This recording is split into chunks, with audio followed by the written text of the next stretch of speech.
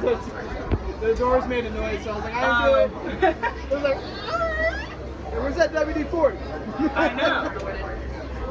All right, doors are secure. Everyone's seated, and you are all clear. When you're ready. Sante's not awarded. That does mean thank you. And as we say here in Harambe, Twin Day, which means let's go. Jumbo friends, my name is Emma. I'm going to be your safari driver out here today on the Harambe Wildlife Reserve. Now I do have just 2 rules for you. The first one being that you must remain seated with your hands, arms, feet, and legs inside this vehicle at all times for me. My second rule is that we're not going to scream, shout, hoot, holler, whistle, clap, snap, or make any kind of loud noises at these animals. Do keep in mind that these are real wild animals and we are just visitors in their home today, so we do want to respect them. Now, if we follow those 2 simple rules, we will have a really great time out there today. If you look above your head, you will see an animal spotting guide that's going to show you some of the animals that we may see out there today. Now, we probably will not see all of them, but I usually get some pretty good luck. You are also more than encouraged to take pictures and videos of all of these animals out here, but do keep in mind the road does get pretty rough and bumpy out there, and I'm not going to be able to stop the truck for anything that falls out, so make sure you're holding on tightly to all those loose belongings. I just got clearance from the warden though, so we're going to go ahead and enter the reserve. We're going to start our journey off today in the Ituri Forest. And the Ituri Forest is going to be home to some of our more solitary and shy creatures.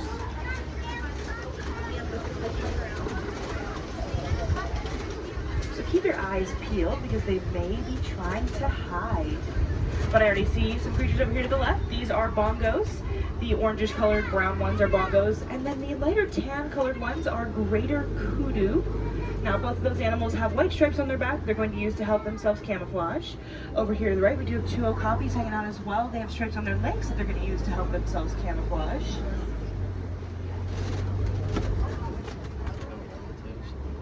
Now these stripes on those legs of the okapi make it look like it might be a relative of the zebra, but it's actually the closest living relative to the giraffe.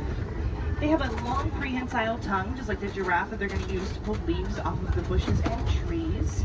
And in fact, that tongue can grow to be so long that the okapi can actually lick its own eyeball.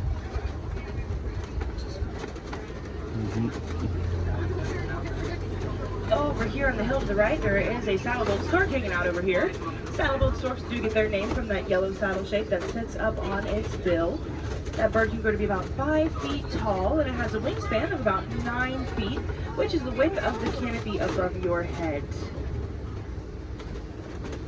Now, we can actually tell the difference between the male and the female saddle-boat stork by looking into their eyes.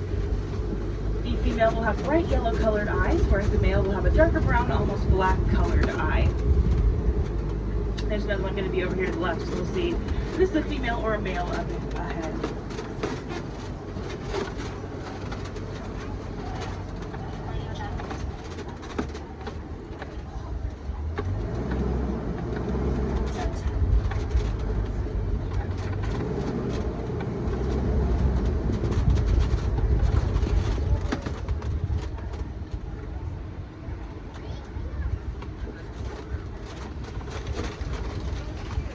A little bit of that yellow in those eyes, so that's the female saddle-boat stork. The one that we saw earlier was the male.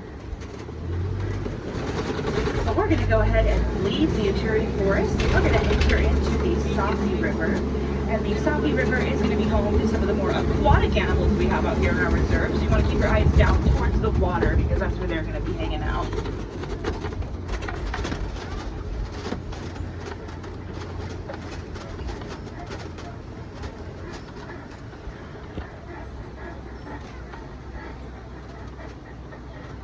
There is a Nile hippopotamus all the way over in this back right corner here, kind of floating around. And hopefully we'll see some more up ahead. Nile hippopotamus do grow to be about 5,500 pounds. They are very large. They spend the majority of their day, just like that one, down in the water to help keep themselves cool. Yeah, here's some more over here to the left. They actually hold their breath for up to 8 minutes under the water, which is a really long time. And they can actually sleep while they're holding their breath as well. Their body has a reflex in it that's going to allow their nostrils to head up towards the top of the water to take a breath all while they're still sleeping. Also over here to the left, There's some grayish colored birds over here on this island. These are pink-backed pelican. And pink-backed pelican do get their name from the pink color that their feathers turn during mating season, almost like they're blushing. They are one of only 8 species of pelican left in the world. Now they're pretty small, but they have a really wide wingspan. Their wingspan's about 9 feet wide, which is the same as that saddle-billed stork, the width of the canopy above your head. And a group of pelicans is known as a pod. So it's a pod of pelicans over there.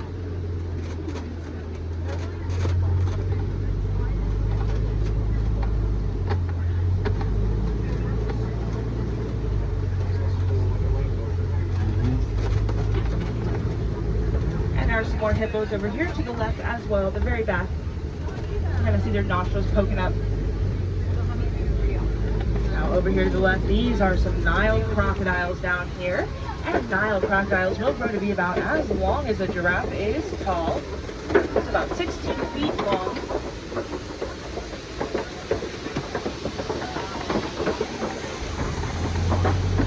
Now they only have to eat a full meal about once a week, but they can actually go up to a month without eating. And that is because they'll eat half of their body weight with each meal. So they weigh around 500 pounds. They're going to eat around 250 pounds worth of food. That is a lot of food.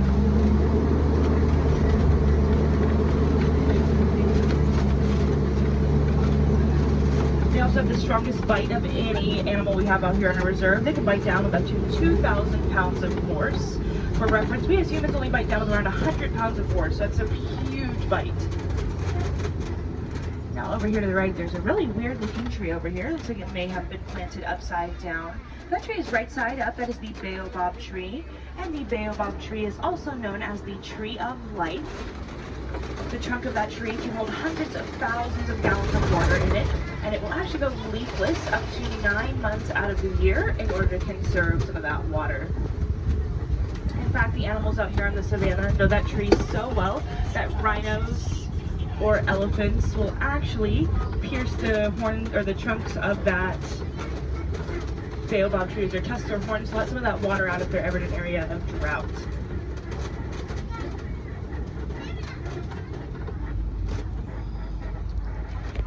I do see some zebras as we make our way down into the savannah.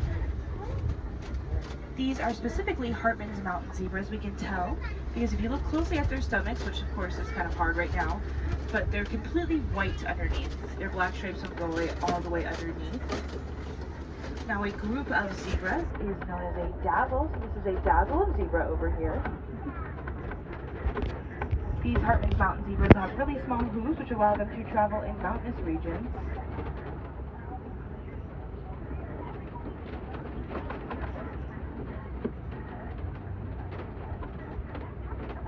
And if you've ever wondered the answer to the age-old question, is a zebra white with black stripes or is it black with white stripes, look at their nose.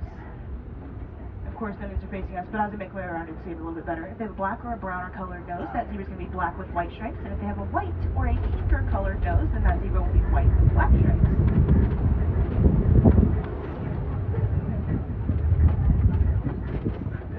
Now, over here to the left, there are some African wild dogs sleeping. Just behind these wires here, and there's going to be some at the back of those rocks as well.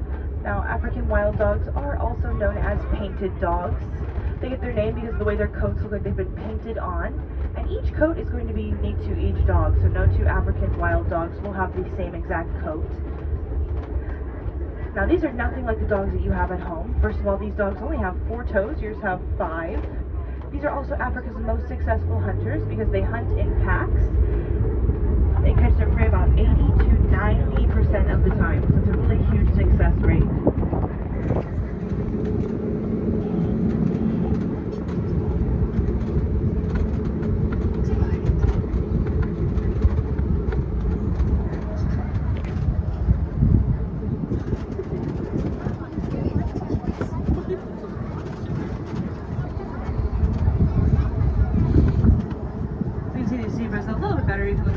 These zebras have a brown or a blacker colored nose, so they're going to be black with white stripes.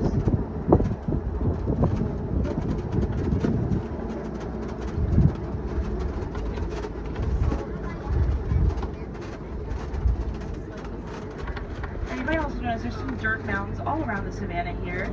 Some are taller, some are shorter. Those dirt mounds are termite mounds. They're made out of dirt, saliva, and dung, and they harden up to be almost like concrete.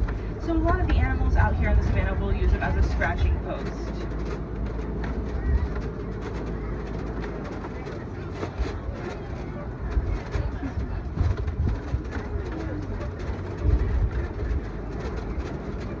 Now over here to the right down this road, there's some wildebeest laying down over here.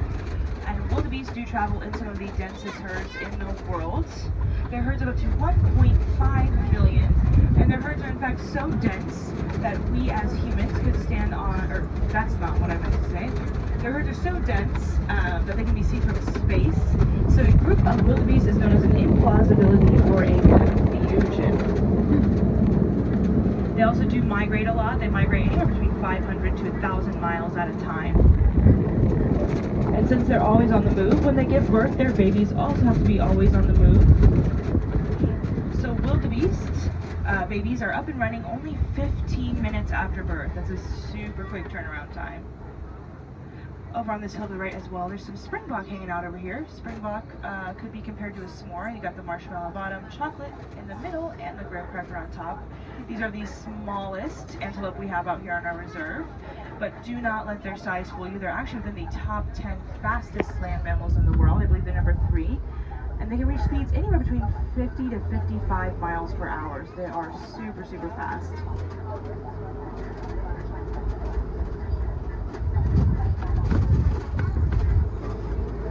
Over here to the left, I see a Maasai giraffe hanging out over here. Actually, there's quite a few. Now, a group of giraffe is known as a tower. So this is a tower of giraffe over here. We can tell that these are Maasai giraffe because of their very irregular spot patterns. Their spots look like puzzle pieces that don't quite fit all the way together. Sorry. They actually are going to spend about 18 to 20 hours out of their day eating, and they're only going to sleep for roughly around 30 minutes. And when they do sleep, they sleep standing up. That way, in case any predators try to attack them, they can be up and on the move again really fast. Because as you can imagine with those long legs, once they lay down, it takes them quite a bit of time to get back up again. Although you might have noticed some of them were laying down over there. That's totally normal. They're more than allowed to do that. That's actually a really good sign. That just means they're very comfortable in their environment and they are comfortable with us.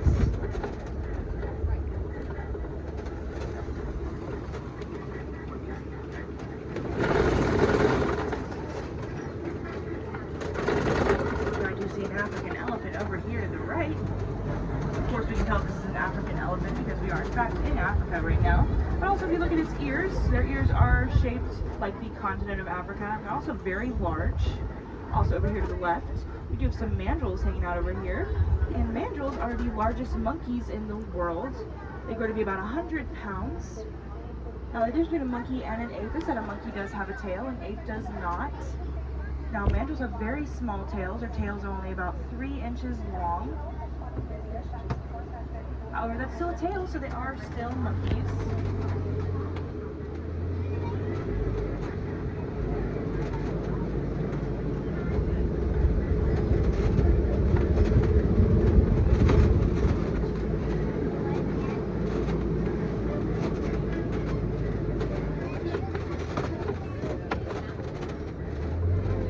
We can see that elephant a little bit better over here to the right.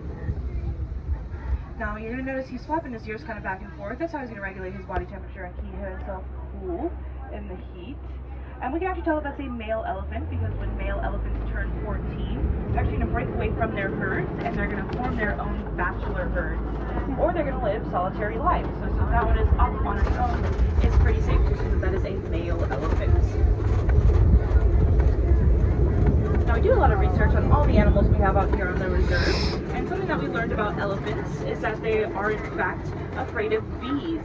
And that's super important because here in Africa, due to habitat loss, a lot of these elephants have been getting closer and closer into villages and farmers' land, which causes a lot of conflict between the farmers and the elephants.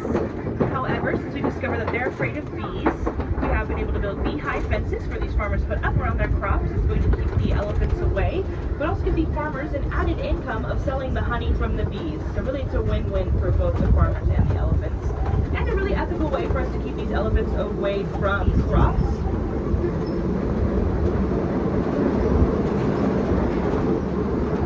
If you look over you'll see some tusk marks in this clay. That is because elephants eat red clay as a form of vitamins and minerals in their diet. And they eat it specifically for sodium. Sodium is very good for these elephants, and red clay does contain a lot of it. There are some more elephants over here to the left. Now, elephants do live in matriarchal herds, so the women are in charge. If there are more than two over here, this is going to be the females and the children.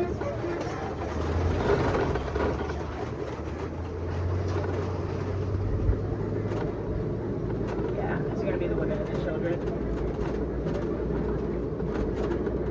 Now, one thing you'll notice about elephants is that they do have really large trunks. Actually, the trunk of an elephant contains around 40,000 muscles in it.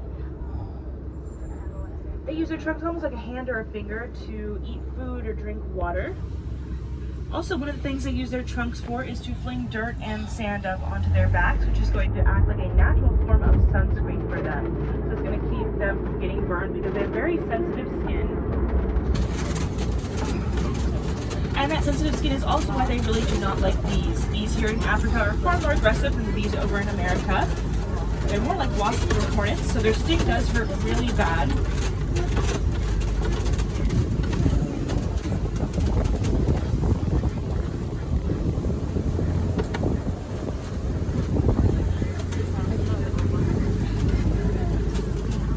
Over here to the left on this island, we have some flamingos hanging out over here. Now these are greater flamingos. We can tell by the fact that they are one of the larger flamingo species, and they're also the lightest colored pink. Now when flamingos hatch, they're actually more of a grayish color. It takes them about 2 full years for them to get that pink coloring, and they're going to get it from the brine shrimp that they eat, which contains beta-carotene. That's what's going to help us turn their feathers pink. And a group of flamingos is known as a flamboyance. That is a flamboyance of flamingos.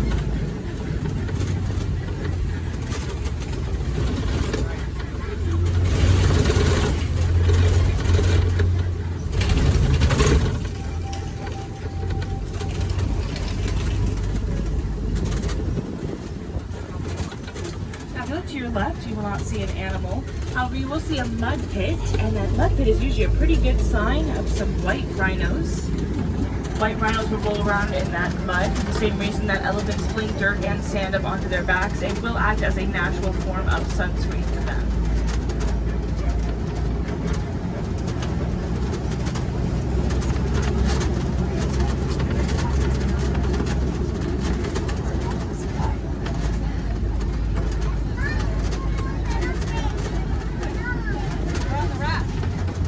I do see a white rhino up on the hill over here though. There's a couple of them.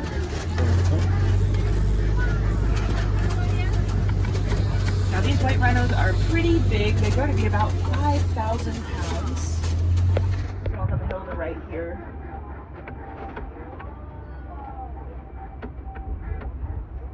Now a group of white rhinos known as a crash. There's only 2 over there, but I assume there's more around. You'll also notice that they're actually more of a grayish color. They're not actually white.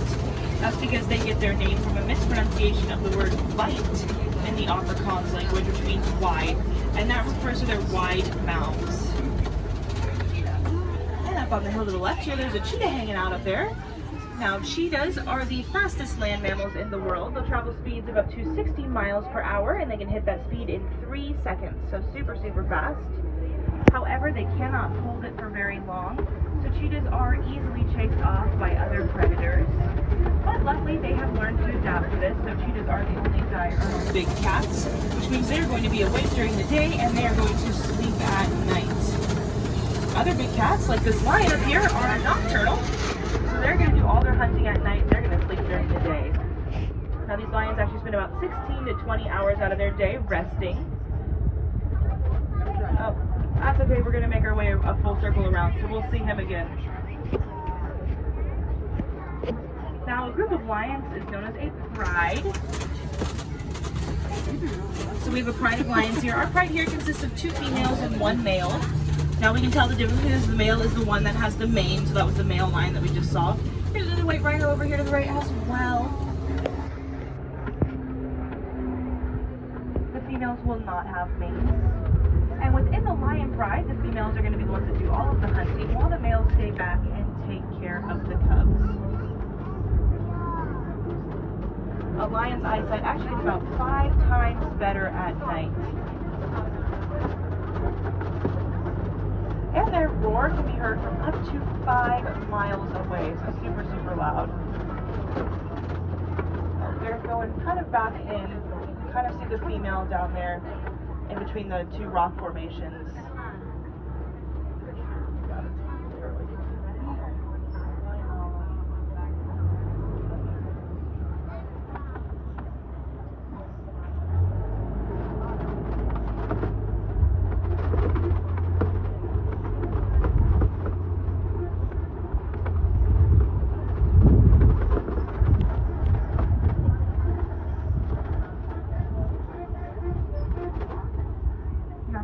Sleeping warthogs behind this tree in the middle here. Actually, as I make my way through, we'll see them a little bit better. They kind of look like rocks with maybe some tusks on them. But these warthogs are actually very closely related to the domestic pig. And they're one of the largest burrowing animals. They actually back into their burrows as a sign of aggression and leave their heads out in case anything tries to attack them while they're in their burrows. They can run out super fast because their heads are already out. And they can run up to 35 miles per hour, so they are very fast. There is an ostrich over there next to that truck, and these are ostrich eggs over here to the right as well. Now, ostrich are the largest birds in the world. They're going to be about 9 feet tall. And although they have wings, they cannot fly. They actually use their wings to help themselves turn right or left as they run. And they can run up to 40 miles per hour. They're fast. And here's a little bit better view of these warthogs over here to the left as well. And those ostrich eggs, of course, since I said the ostrich is the largest bird in the world, those eggs are naturally the largest eggs in the world. Ostrich eggs are going to be the equivalent of 2 dozen chicken eggs. And they're in fact so strong that we as humans could stand on top of one and it would not break.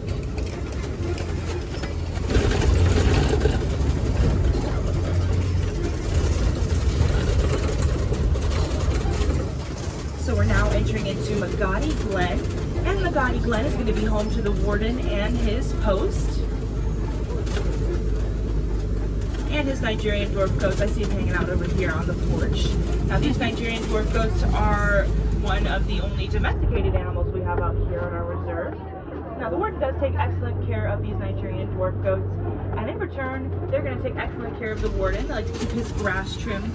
They also like to eat weeds. It's one of their favorite things to eat. Now because they eat leaves, you might notice that they have rather large pot bellies. That is because they're what is known as a ruminant, which means they have a 4-chambered stomach that is going to help them to digest their food. Now we as humans, we only have a 1-chambered stomach because we don't eat nearly as much as a goat, so we don't need that kind of digestive system. But unfortunately, those goats do mean that our safari is coming to an end. And unfortunately, a lot of the animals that we did see out there today are in danger. But we can help out in small ways. I'm sure you all have heard the phrase, knowledge is power, and it truly is. That is one of the most beneficial things that we can do to help save these animals out here, is to educate ourselves on the importance of different animals and different ecosystems, and educate others about the importance of them. Do some research on your favorite animal, learn about them, learn if they're endangered, why they're endangered, and how we can help. It's going to be the easiest thing you can do out there to save not only animals here in Africa, but all over the world.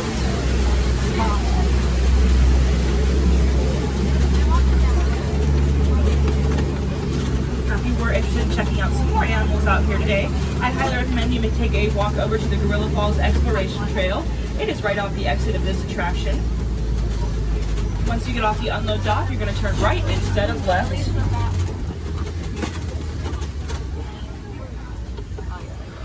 Now we are approaching that unload dock. And once again, my name is Emma, and it has been a pleasure being your safari driver out here today. And here in Harambe, we do not like to say goodbye, because that's just far too final and far too sad. So instead we're going to say Kwaherini, which means to go well. So go well and go wild out there today, my friends. Have a great rest of your day here at Disney's Animal Kingdom.